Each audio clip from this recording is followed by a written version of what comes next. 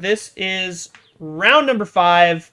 We are playing in the final round of the best Pauper deck ever tournament on Turbo Initiative versus Burnistoris on Goblins, which is super exciting. The red deck wins deck that nobody believed in has made a run into positive win rates. We are actually the gatekeeper of top 8 for this deck. If we win, we lock top 8 for ourselves. If we lose, we allow the door open for Goblins to sneak in and risk getting bumped ourselves. So this is a very, very high stakes round number 5 match.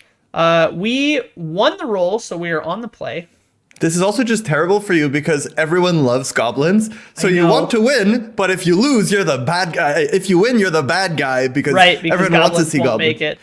But also Goblins, it's the oldest deck in the tournament. It is I'm the so oldest surprised deck it won any games. None of the cards in it are banned.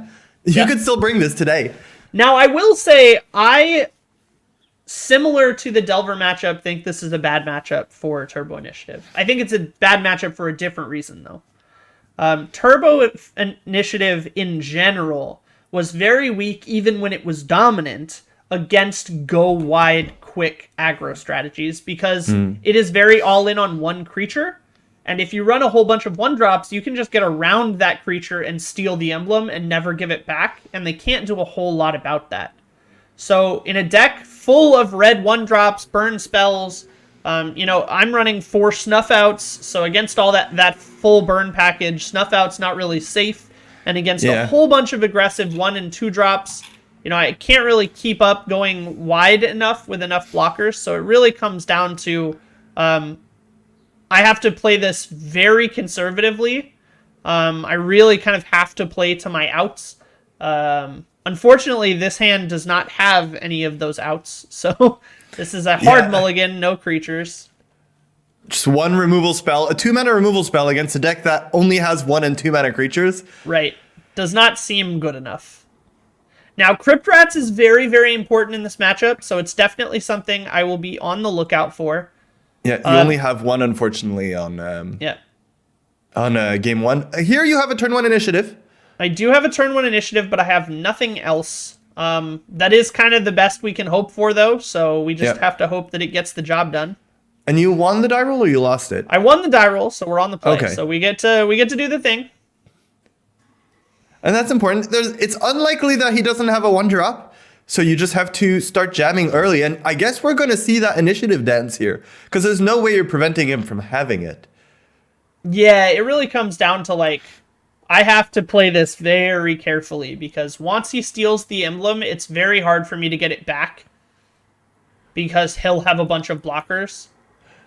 So it's really kind of awkward for this deck to lose the initiative against an aggro deck. Now, fortunately, he has a relatively unimpressive 1-drop. There's no hasty it's his worst 1-drop. Creatures. Yeah, there's no hasty creatures in the deck outside of a kicked Bushwhacker. So we do have a little bit of setup time here, but not much. We're really going to have to maximize on our draw steps. Underdark Explorer is pretty good. Because it allows us to steal the emblem back if we lose it. Yep. Just not quite right away. We're just going to stay on defense, though. That's really kind of the name of the game. He has to kill me. I just have to survive. Yeah, you just have to go through that dungeon. So as long as I don't think he'll play Kick Bushwhacker here. I mean, he loses a lot of value, but you just attack back after. Because if he'll have to attack with both creatures to ever do something I don't think we cook Bushwhacker here, because he kills one of his own creatures, spends his Bushwhacker, and then I just get to take the initiative back, and then we start a trade war. Yep. So he's just going to go wide. So we know that we are losing the initiative next turn. So you got to get full value. Yes, we really need to start maximizing our draw steps here. A Crypt Rats would be wonderful. Crypt Rats is the best card in our deck in this entire match. And you have 3 in your sideboard, right? Praying for Crypt Rats. We have 2 in our sideboard, so we can go up to 3 total. So you take a turn off here. Would there be any consideration in attacking, since you know that... So I did think about attacking here, The only reason I don't is because it enables him to keep more creatures back on defense. Yeah, I guess he has to attack with more creatures. He allows you to eat one. Well, and since a lot of his creatures can only attack or block with a friend, and my gamble was correct that Mog Flunkies was one of his 2-drops, so now he can't block the Battle Rager either. So I get to kill a creature and then jam back. Now I decided to block the Mog Raider here. It's interesting because he had to play the Mog Flunkies to be able to attack with conscripts, but it leaves him in a spot where he's kind of shown his cards where unless he has another 1-drop, you know that he won't be able to block. He could play another 1-drop here, but I feel like he would have led with that if ever he was trying to bluff anything as possible to trigger his conscripts to attack. Yep, now I blocked the Mog Raider.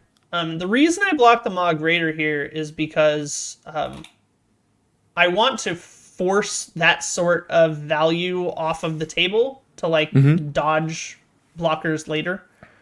So I take a little bit more damage to make sure that his creatures are kind of committed next turn instead of letting him kind of bounce around and sacrifice cards and kind of, do the thing. Yeah, and although your life total is important, you're not under any pressure, so you don't need, like, that 1 extra damage won't do that much. Yeah, I decide not to attack here.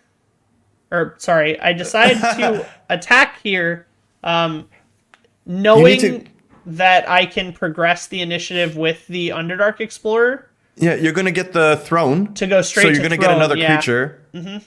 So it makes sense. I don't see why you wouldn't attack here. No. We definitely go straight to throne here. Ideally, we're just hoping to hit another kind of big, fat dude that can get in the way. We do that. We have lots of options. Mulldrifter is exciting here. Yeah. I mean, the sneak. Let's go. There's definitely some options here, right? There's sneak for flying. There's Battle Rager. There's Mulldrifter. I feel like the flying is so relevant given all the blockers. I agree. So sneak progresses the Undercity, but Mulldrifter draws 2 cards. Yes. So it's a tough one. It is. It's very kind of.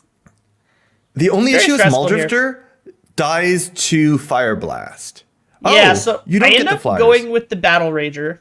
And the reason I go with the Battle Rager is because it is pseudo unblockable. Yeah, because it hurts so much, but it doesn't get you the initiative. What do you mean? If he blocks it. Oh, right. Yes, that's true.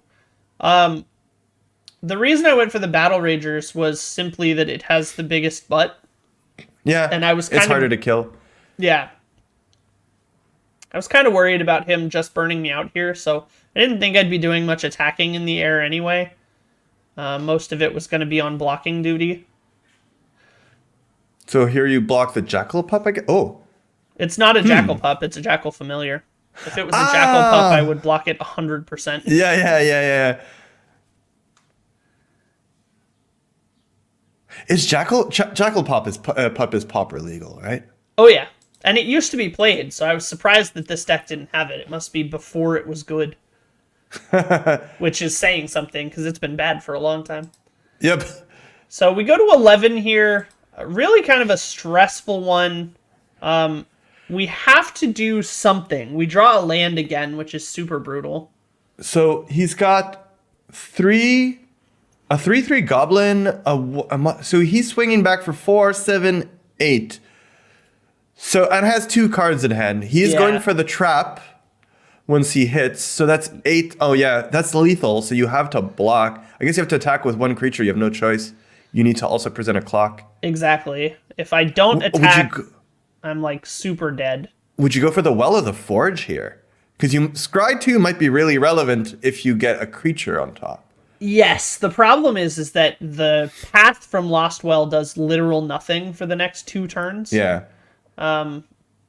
So I end up going with Forge here, but it doesn't matter because he just blocks my dude. Yep. Which I'm okay with, to be totally honest. I'm going to get trapped here and go to 6, but the way that his his attackers are lined up, I go to 1. So it's really just a cross your fingers and hope he doesn't have a burn spell type situation. He plays a Sparksmith. He has 1 card left. That's not a burn spell. I'm not dead yet, and I have lethal on the swing back with or without blockers. I mean, it could have been a Mog Fanatic. Not a Mog Fanatic, a Bushwhacker, which would have been terrifying. Yes. Which would have been game over. But now Yeah, I we go should to have 1. thought that he would block with a War Marshal since it leaves a creature behind. Well, I knew he was going to, but the thing is that this line sets him up for death, because now I have 7 power on board. Yep. So even if he blocks, or even if he takes the damage instead of blocking, he's dead to the attacks. Yeah, if you draw an initiative creature, you can Passes also the turn back, but then I die and my upkeep to Fire Blast. Oh, yeah. He had to have it. It was his last card in hand. You know, He could have even floated mana in case you would lose focus. Yeah. But you have 1, 2, 3, 4, nah. I would have been able to replicate it plenty of times. Yeah. But unfortunate to just have 3 dead lands in my hand and get Fire Blasted at 1 with lethal on board. Okay, Definitely a but now situation. you get to bring in Unexpected Fangs. You get to bring in Pyroblast with Blue Elemental Blast. You get to bring in Crypt Rats. Yep. It's looking a lot better post-board. Yeah, the Crypt Rats are very important. Unexpected Fangs is very good. I guess you take out the cast downs because they're slow. So I'm not a huge we're fan losing of the initiative creatures. I'm dropping Underdark Explorer specifically because he has 8 mainboard 3 damage spells, and they're never good enough. And then we're dropping the Snuff Outs entirely because 4 life is too much. Yep. Oh, you're bringing back an Underdark Explorer? I backtrack a little bit just to make sure that I can turn 1 initiative. I mean, it makes sense. Also, there's a chance he's signing out maybe the Chain Lightning. Yeah, there's a chance. Depending he's what does he have to bring in. Actually, he doesn't have that much to bring in, so this probably isn't. He has virtually nothing. He can bring in red blasts if he expects me to bring in blue blasts, but that's pretty much it. Yeah. And even then, they're not super good. So like, he would really have to risk having dead cards to bring in red blasts. Yeah, usually if someone's bringing in 4 cards, you don't bring 4 cards to counter those 4 cards, because if they draw it and you don't draw one of those 4 cards. Exactly. There is a consideration that it hits the sneak, but in general, I think he has to be proactive. So the Pyroblast in this case, it's not like you're winning with 1 card, unless it's a sneak on turn 1. But agreed. So let's see. All You're right, down a game. You're technically still in top 8, but let's see if you kick Goblins out. Yeah, we are. Let's see if you're the big old bully. Unfortunately, this is the worst hand I've seen all game, or all tournament. So we have to mulligan. This one's a little bit better. This is a turn 2. This is one of those situations where I know that it's a keepable hand, but I know my deck is capable of better hands. Mm-hmm. So it comes down, because there's no backup plan, right? There's no counter spell, there's no kill spell, there's no protection. I end up mulliganing again just to try to get a better hand. It ends up being effectively...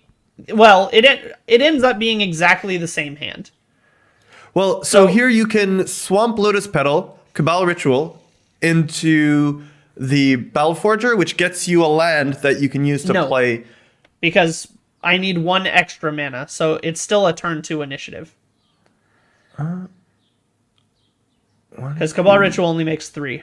That's correct. Yeah. So unfortunately, it's still just a turn 2 initiative creature, and I have to throw back the Unexpected Fangs because of the mulligan. Which is unfortunate. Yeah. I highly consider throwing back Cabal Ritual here and just hoping to hit a mana source.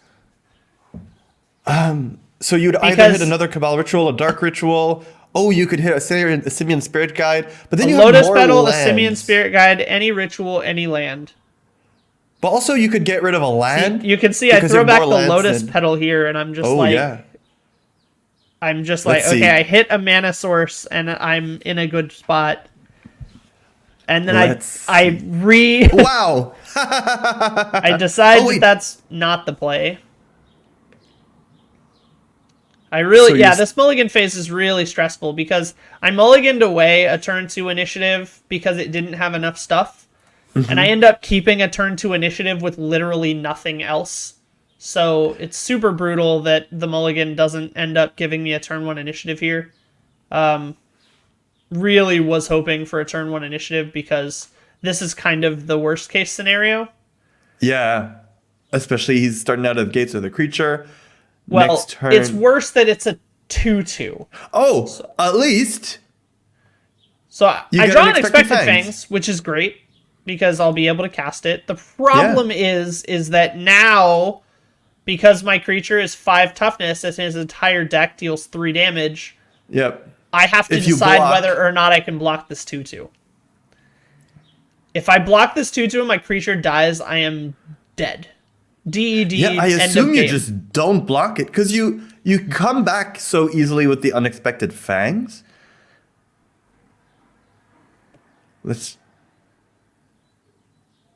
Do you block?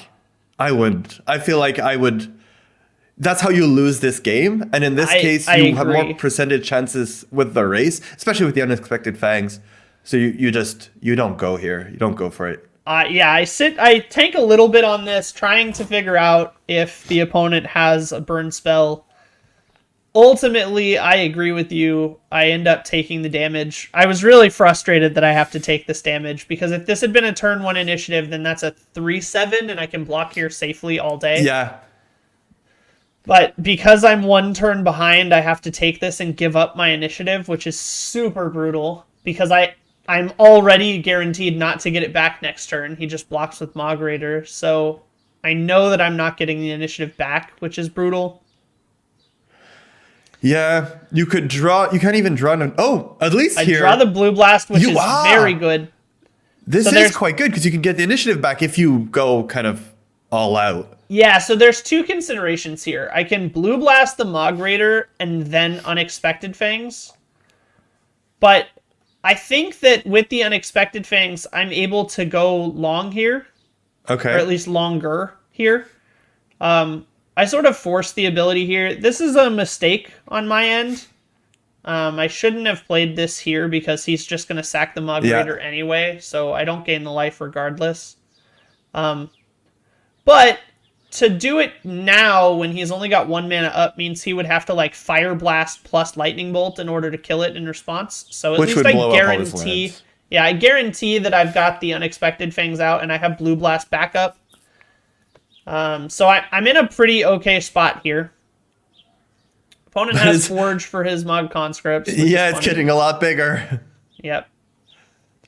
You still have like Opponent goes Chain this Lightning is targeting perfect Battle scenario Rager. Yep, it is. because they're just not Second expecting Chain the blast. Lightning. Unless they have a Lightning Bolt here, which would feel bad. Nope, they have worse. They have Red Blast. Red Blast. Oh, there you go. So they so now they did have a bring them in 4/4. against me. The initiative, and you have nothing. I have 3 lands, so I can't even play a top-decked initiative creature. It's all gone horribly wrong very quickly. Goblins has really been. And I top-decked the Blue Blast. I mean, it's okay here. It kills the conscripts, but that's not what's killing you. What's Yeah. beating you is the initiative. Yes. So I get trapped down to 13 here.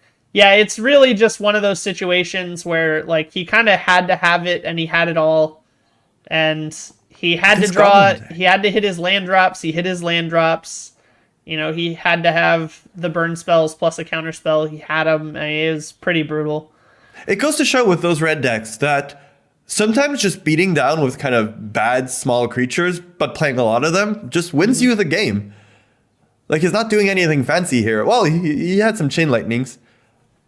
So I draw an Unexpected Fangs, which is interesting because it means that if I can survive, I'm doing okay. Now, I did make a mistake here. I should have just Blue Blasted the Mog Conscripts last turn and not taken 4. Yeah. but Because you need to I was- survive. Yeah, I was trying to kind of hopefully fight over saving a creature. You could also potentially counter a Bushwhacker. Yes, that was my main consideration. But Okay. we have Crypt Rats and Unexpected Fangs, which is kind It's of a little like, late. it's what you want.